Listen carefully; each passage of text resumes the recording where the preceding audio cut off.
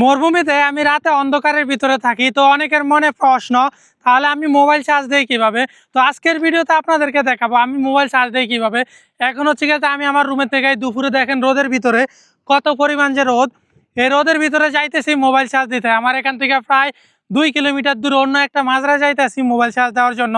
গত ভিডিওতে আপনাদেরকে হচ্ছে গিয়ে আমি দেখাইছিলাম যে আমার গাছগুলো কাটিং হয়েছে, গাছ কাটিং হলে তখন হচ্ছে গিয়ে যে ইরিগেশন সিস্টেম তখন বন্ধ থাকে, যার জন্য হচ্ছে গিয়ে যে মেশিন তখন চলে না, কারেন্টও থাকে না। গাছ কাটিং হওয়ার পর প্রায় 7 থেকে 10 দিন পর্যন্ত হচ্ছে গিয়ে যে আমাকে কোনো কারেন্ট কিচ্ছু থাকে না, অন্ধকারের ভিতরে থাকতে হয়। যার জন্য হচ্ছে গিয়ে যে আমরা মোবাইল চার্জ দিতে যাই, আশেপাশে যে মাজরাগুলো আছে ওগুলোতে যায় হচ্ছে গিয়ে যে মোবাইল চার্জ দিয়ে আনি। তো আমি এখন হচ্ছে গিয়ে যে রোদের ভিতরে যাইতেছি, আর এত পরিমাণ রোদ, বিকালে যাওয়ার জন্য হচ্ছে গিয়ে যে সবচাইতে সেফ। কিন্তু এখন হচ্ছে গিয়ে যে একটু বাতাস দেখতেছি, কারণ এই জন্য হচ্ছে গিয়ে যাইতেছি, বাতাসটা যে আইতেছে ওইটা গরম বাতাস। আমি যদি কোথাও যাইতে চাই তাহলে এই যে আমার মাজরা গেট দেখতেছেন না, এই গেটটা সবসময় লাগিয়ে যাওয়া লাগে, কারণ অন্য কোনো যদি কেউ আসে পরবর্তীতে আসলে সমস্যা। এই গেট যদি না লাগিয়ে যায়, পরবর্তীতে সৌদি যদি আইসা দেখে যে গেট খোলা, তাহলে আমার অবস্থা পুরো খারাপ বানিয়ে লাগবো, ঠিক আছে। কান জ্বালা ফালা বানিয়ে লাগবো যে কী জন্য গেট খোলা রাখছি, আরও নানান ধরনের কথা। এটা হচ্ছে গিয়ে যে আমার রুমের ভিতরে যাওয়ার রাস্তাটা, এই রাস্তার এই জায়গায় যে দেখেন গেট লাগাইছে, বড় শক্তিশালী পাইপ দিয়ে গেট লাগাইছে। এটা সবসময় হচ্ছে গিয়ে যে লাগাইতে হয়, লাগতেছে না, পাথর দিয়ে টোকা দিতে হইব, তারপর হচ্ছে গিয়ে যে তালাটা লাগিয়ে দেব। এই যে লাগিয়ে গেল।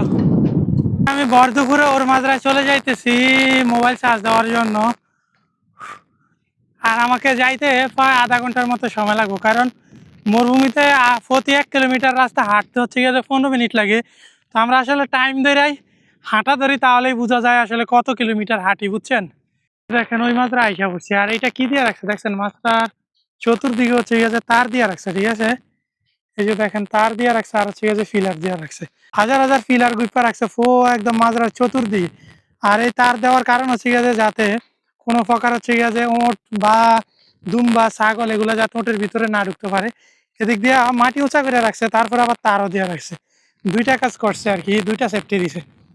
এ দেখেন, আর ওনার ফসলটা কি দেখেন, পুরো মাজরা সবুজ। এখানে এগুলো ফসল হচ্ছে গেছে ডোরা বলে, বুঝছেন, আরবিতে ডোরা বলে।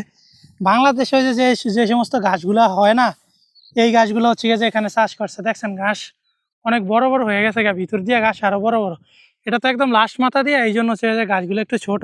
এই এই মাজরাতে আমার হচ্ছে গেছে ওই যে ওই মাইজ বরাবর হচ্ছে গেছে ঘরটা, ওই জায়গায় হচ্ছে মেশিন সবকিছু ওই জায়গায়। তো এই মাজরা যে সৌদির, ওই সৌদি বলতেছে যে এভাবে যাওয়ার জন্য নিষেধ। সৌদি যেহেতু মাজরার উপর দিয়ে হাইটা যাইতে নিষেধ করছে, এই জন্য ঠিক আছে যে মাজরার পাশ দিয়ে একদম হাইটা ওই রাস্তা আছে ওদিক দিয়া প্রায় 1/2 কিলোমিটার মতো রাস্তা ধরতে হবে, রাস্তা ধইরা তারপর হচ্ছে গিয়ে যে রুমে যাইতে হবে, বুঝছেন।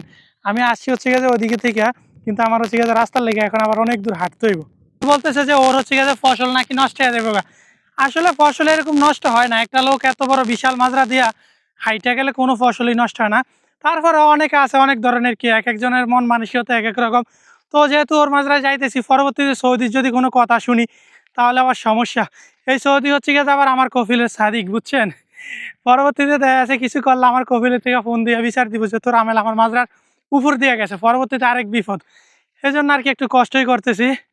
আর রোদ তো দেখতে পারতেছেন ভাই, এদিকে দিয়ে দেখা যাবো না, এই যে রোদ, ওই যে সূর্য মামারে দেখছেন, একদম মাথার উপরে সূর্য। আল্লাহু আকবার। মরুভূমিতে একটা সামান্য একটা যদি চুলও দরকার হয় না, ওইটার জন্য অনেক কষ্ট করতে হয়। হ্যাঁ আর কি, হ্যাঁ যে ভিতরে ঢুকতেছি, আল্লাহ জানে ভবিষ্যতে কি হয়। ওর মেশিনও বন্ধ, ওই যে ইরিগেশন সিস্টেমে দেখেন পানি চলতেছে না। ও আসলে মেশিন বন্ধ হচ্ছে যে এখন দুপুরবেলা অনেক রোদের জন্য হচ্ছে যে মেশিন বন্ধ করে রাখছে, রেস্টে দিতেছে। এই যে দেখেন এটা হচ্ছে যে ওর বিশাল রুম, এদিক দিয়ে হচ্ছে যে বেড, আর এখানে হচ্ছে যে একটা ফাঁকা আছে। যেহেতু ওর বর্তমানে ইরিগেশন সিস্টেম ওই যে দেখেন চলতেছে, এই যে দেখা যায় পানি হচ্ছে যে উঠতেছে, এদিক দিয়ে পানি চলতেছে, তার মানে হচ্ছে যে রুমের ভিতরে এখন কারেন্ট আছে, এই জন্য ফ্যান চলতেছে। আর আমি মোবাইল হচ্ছে যে এখানে চার্জ দিছিলাম, এখানে চার্জ দিছি, এই যে এটা দিয়ে মোবাইল আমার ওই যে চার্জার লাগানো আছে, দেখেন চার্জারে এখনো এখানে টিস্যু লাগিয়ে রাখছি, বুঝছেন। কারণ কি টিস্যু লাগিয়ে রাখছি, আমি মোবাইলের উপরেই দেখেন এভাবে টিস্যুতে পানি ভিজিয়ে, এই যেটাতে পানি ভিজিয়ে টিস্যু দিয়ে রাখছি। এত পরিমাণ গরম যে হচ্ছে যে মোবাইল গরম হয়ে যায় চার্জে লাগাইলে, এই জন্য হচ্ছে যে চার্জ দিছি। আর এদিক দিয়ে হচ্ছে যে ওর কিচেনটা, বুঝছেন, এই আর কি এখানে হচ্ছে যে ও রান্না বান্না করবো। রুমটা কিন্তু হচ্ছে যে বিশাল বড় রুম, বুঝছি। মোবাইল চার্জ দিয়ে এখন আমি হাইটা হাইটা মাজরা যাইতেছি, আর ওই যে ওর রুম চাইরা যাইতেছে গা মাজরায়। তো যাদের মনে ডাউট ছিল মরুভূমিতে আমি রাত হলে অন্ধকারে থাকি কিন্তু মোবাইল কিভাবে চার্জ দেয়, তারা আশা করি এই ভিডিও দেখে বুঝতে পারতেছেন আসলে মরুভূমিতে চলাফেরা এত সহজ না। মরুভূমির জীবনটা আসলে অন্যরকম, খুবই ভয়ঙ্কর একটা জীবন, বুঝছেন। হ্যাঁ আর কি। তো সবাই ভালো থাকবেন, সুস্থ থাকবেন। আশা করি আপনাদের কাছে এই ভিডিওটা কেমন লাগছে অবশ্যই কমেন্টে জানাবেন। বাই বাই, মার সালামা।